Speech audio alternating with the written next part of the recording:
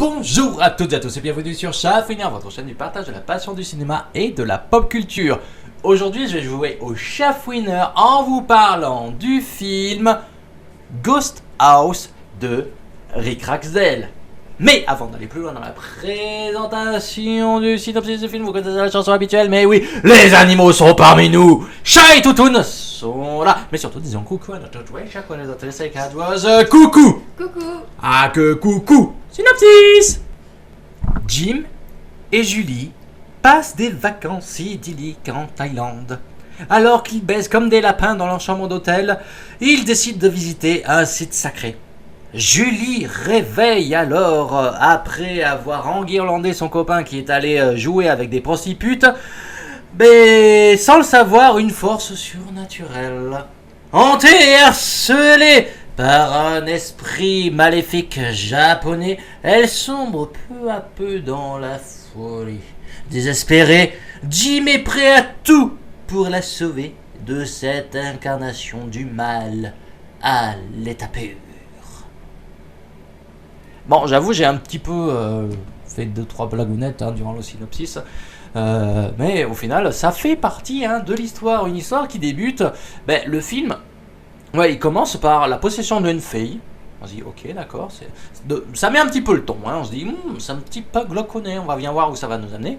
Et très vite, on va suivre nos deux petits lapins, là, Jim et Julie, qui font leur petit voyage en Thaïlande. Bon, c'est un petit peu l'occasion aussi pour Jim de demander en fiançailles ça très cher. Et au final, ils vont s'amuser à faire les lapins dans leur chambre. Ensuite, ils vont aller picoler un petit peu en ville. Et là, ils vont tomber sur deux autres British qui leur disent « Hey, venez avec nous, on va sympathiser, on va boire des coups, on va vous faire visiter. » Bon, ils les suivent, ils vont dans une boîte à striptease, comme je vous l'ai précisé. Jim, il galoche une prostitute, une gogo danseuse, Ou c'est la gogo danseuse qui la galoche? C'est la gogo qui la galoche. Mais bon, après, il va quand même dans les toilettes, on sait pas ce qu'il fait dans les toilettes.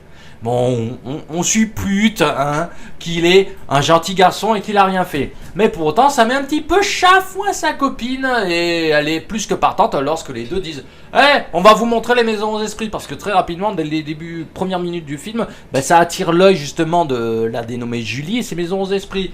Mais le problème, c'est que là où il l'emmène, c'est dans un cimetière de maisons aux esprits. Et là, malencontreusement, ils se font piéger par les deux British qui en soi, ils ont piégé Julie pour qu'elle réveille une entité démoniaque japonaise. C'est le fantôme d'une japonaise qui a été trompée par son conjoint thaïlandais, un truc dans le genre, et au final elle a été brûlée. Et du coup, si on manque de respect aux maisons aux esprits, du moins à sa maison aux esprits, elle va vous hanter, etc. Blablabla, blablabla. Bon, rapidement, on comprend que les British, ils ont fait ça pour sauver la fille que l'on voit au tout début du film. Et ça va être à Jim, suite, après qu'il les ait retrouvés et un petit peu essayé de les violenter, même si c'est lui qui a été plus violenté qu'autre chose, de sauver sa chair et tendre. Bon, en soi, je vais être franc, moi le film, il m'a plu sans m'avoir plu. Pourquoi? Je m'explique. Déjà, on parle de la Thaïlande. Lorsqu'on parle horreur asiatique, souvent avec moi ça fait match, parce qu'on se retrouve souvent avec des entités horrifiques type The Grudge ou des fantômes très très glaucounés qui ont des mimiques un petit peu étranges, désarticulées, ce genre de choses. On retrouve un petit peu de ça avec le fantôme qui en plus, même si ça se passe en Thaïlande, ils ont réussi à nous fourrer un truc japonais dedans puisque c'est une japonaise le fantôme. Enfin bref. Mais ça participe, à l'horreur du film puisque c'est souvent des us et coutumes qui nous échappent. Du coup, ce qu'on ne comprend pas, ça nous effraie. Surtout que là-bas, il faut dire que le monde des esprits, je le trouve plus percutant que dans nos contrées occidentales. Parce que là-bas, je sais pas, pour moi, il y a un truc un petit peu plus authentique, un petit peu plus glauque. Faut pas faire chier les esprits, quoi. Et là, ça se fait un peu ressortir dans le film. Le problème, c'est que c'est le personnage de Julie qui va être la première assiégée par ces apparitions, les attaques du fantôme.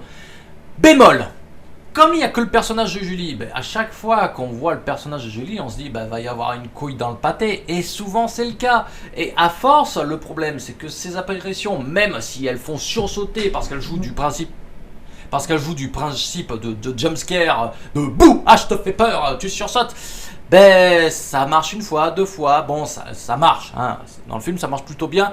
Mais ça surprend plus tant que ça, surtout que l'on connaît l'apparence du fantôme. Et même si ça joue par assez souvent de codes de la J-horror, avec par exemple les cheveux qui passent sous la porte, qui font apparaître ensuite le fantôme de l'autre côté de la porte, etc.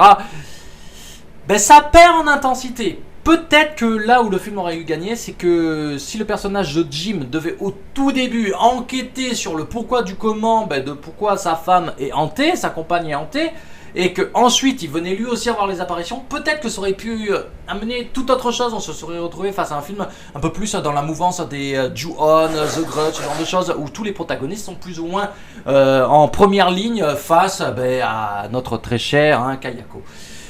Mais ici ce n'est pas le cas, c'est vraiment Julie qui est face à ses esprits, et c'est dommage. Après, on peut pas dire qu'il n'y a pas une ambiance dans le film. L'ambiance est quand même glauque, sale, même si, au final, de par le personnage de Jim, on s'aventure plus dans une sorte d'enquête pour découvrir le pourquoi du comment et comment aider Julie, plutôt que d'un film vraiment où on se confronterait pleinement face à la créature, un petit peu comme j'ai pu vous le dire, à la The Grudge, The Ring, etc., etc. En soi, après, pour ce qui est de l'image, ce genre de choses, moi je l'ai trouvé appréciable, surtout que dans son principe, je trouvais que le film, comment dire, il faisait un petit peu début années 2000, justement, ces films, justement, lorsqu'il y avait cet engouement pour la J-horror, pour l'horreur asiatique, ce genre de choses.